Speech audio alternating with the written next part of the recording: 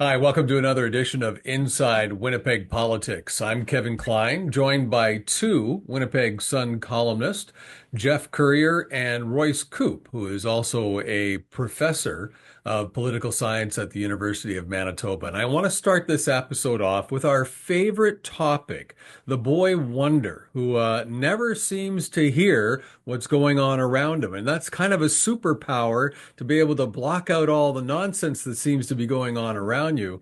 And that's Justin Trudeau, our Prime Minister. We keep hearing more and more people coming out saying it's time for Justin to go. He's in his last days. There's rumors he's going to quit at any moment. But really, are we seeing any movement at all, Royce? Yeah, I think the biggest movement that we've seen in really in the last week or two is movement in his caucus. We've now seen the regional caucuses in Ontario and Atlantic Canada, and I'm pretty sure also Quebec. They've expressed a lack of confidence in Trudeau. They've asked for him to step down. And so when your caucus is moving against you in that way, that's a tough thing to fight against. We've heard a lot of rumblings, a lot of kind of simmering in the caucus. People are upset with him, but to have this many MPs explicitly moving against him, it's going to make hanging on hard, not impossible, but it'll make it much harder moving forward for him. Now, Kevin, if one or two MPs speak out against the leader with the strong leader model that we have in party politics in Canada, you can always boot them out of the caucus. When you've got whole regional caucuses talking like that, it's now impossible for those MPs to reverse that position down the road. They've staked out their position, and so their position is that the prime minister has to step down or call an election, or one or the other or both, but at least step down.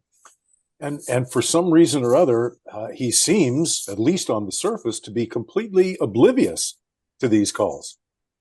Well, he does seem oblivious to that. But however, I look at it from this perspective. If you're a member of the Liberal caucus, yes, you can call for him to step down. I don't think they're calling for him to call the election right away because a lot of them have pensions on the line. And I think we all know that they don't want an election because I believe they have the power. I think they have two opportunities to bring him down if they want. Number one, they can vote down any piece of legislation and bring themselves down as a government. I don't see them doing that because that means money out of their pocket and money rules all, apparently, on the Hill. Second is they could call for a leadership review right now and they could kick him out of the party. And I believe I'm right on both those counts, Royce. Yeah, I agree. The last thing these Liberal MPs want is an election right now. We could be looking at a 1993 blowout.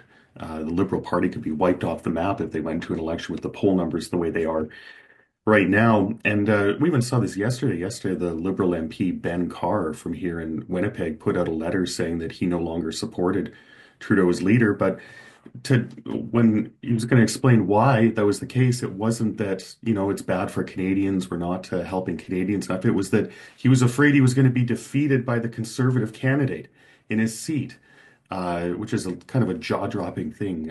I guess it's an honest thing for a politician to say, but that's what a lot of Liberal MPs are thinking. The last thing they want is an election. These people want to replace Trudeau with a leader that they think can help them out. But going into an election now, it's just as frightening for them as it is for these NDP MPs right now. Well, it is a little self-serving on the part of Ben Carr, right? To put his own self-interests ahead of those of his constituents, the party, and the country. And but again, Mr. Trudeau just seems completely out of tune with the sentiment, not just within his party, but right coast to coast to coast in this country. Every indication is that the overwhelming majority of Canadians think that his time is up. It's time for him to make a graceful exit. And unfortunately, this is not a graceful exit. It's going to be nasty. It is messy, and it's going to damage the Liberal Party brand for some time into at least the short and medium term, because nobody wants to support a party that appears to be in internal turmoil. Well, we know all this. We have all talked about it before, but just before the new year, both of you made a prediction. And I want to see if your predictions still hold because a lot changes in politics over the last few days. We had a prime minister cutting the line at a ski hill and being, yelled at by various different people and being caught on video, and it doesn't seem to bother him at all. He'd be a fantastic hockey referee because he could just skate up and down and get booed and it wouldn't matter at Yeah. all. And as a hockey referee, I can tell you that takes skill. But has all of this now, like all of the MPs coming out, and you see the polls getting worse and worse and worse, has it changed your mind? For example, Royce, you thought that Trudeau would actually lead the Liberal Party into the next election in October. Has this changed your mind? Oh, it's getting harder and harder for him to hang on. The changes in the caucus it'll be tough. I think he can do it. We're not really getting any signs that he's fighting back, really. You don't hear any rumors of him working the phones, trying to build support. He can hold on. I think I'm definitely not as strong in that prediction as I was a few weeks ago. But one thing I think for sure is this: everyone seems to think we're getting an early election. I think that's very unlikely. There's Liberal MPs, NDP MPs, that they don't want an election. They'll figure out a way to avoid it. Yeah, I don't think we've got a winter election coming in Canada. Well, and if that's the case, then he could conceivably hang on until that fixed election date, or the so-called fixed election date, come October. If the government doesn't fall sooner than that, then it's possible he could hang on until then. And of course, 8, 9, 10 months, a whole lot can change in Canadian politics. Remember when Justin Trudeau was running the first time to be prime minister, his party was a distant third. At the time, it looked as though the NDP might become the official opposition. That's how badly damaged the Liberal Party was. In the last few weeks prior to that election, his fortunes skyrocketed.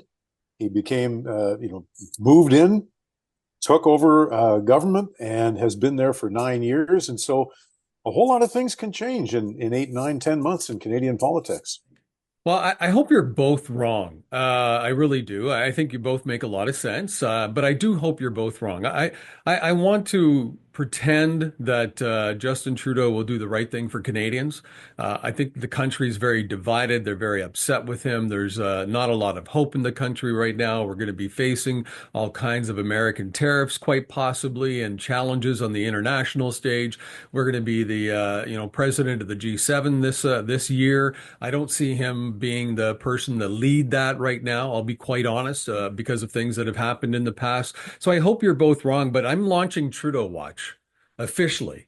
On a daily basis, I get up every morning now and I look and I scour the internet trying to find somewhere some kind of a hint that he's about to hand in his resignation paper, and I'd like to be the very first one there to open the door.